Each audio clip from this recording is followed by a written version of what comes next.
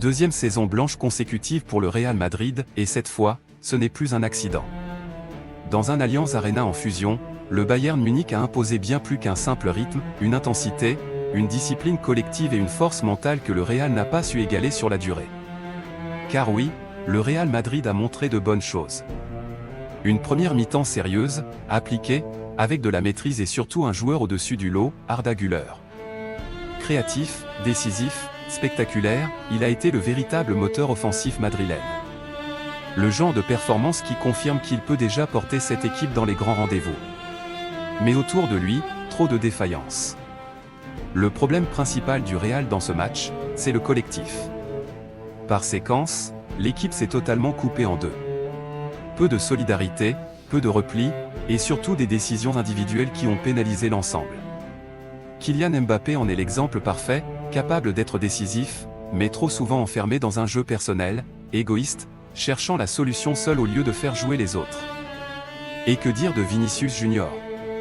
Entre les occasions manquées et les mauvais choix, il a été complètement neutralisé par Dayo Upamecano, impérial dans les duels. En face, le Bayern Munich a donné une véritable leçon de football collectif. Un jeu offensif constant, des transitions rapides, une présence dans la surface, mais surtout une vraie cohésion d'équipe. Chaque joueur savait quoi faire, à quel moment, et pour le collectif. Des joueurs comme Harry Kane ou Joshua Kimmich ont parfaitement incarné cette maîtrise. Et puis il y a eu l'impact du banc. L'entrée de Jamal Musiala a complètement changé la dynamique. Vitesse, créativité, percussion, il a déséquilibré toute la défense madrilène. A l'inverse, celle de Eduardo Camavinga a été catastrophique. Manque de lucidité, fautes inutiles, mauvaise gestion émotionnelle, jusqu'à cette expulsion qui symbolise parfaitement la perte de contrôle du Real. Dans les moments clés, le Real Madrid a craqué. Plus de discipline, plus de structure, chacun a joué pour soi.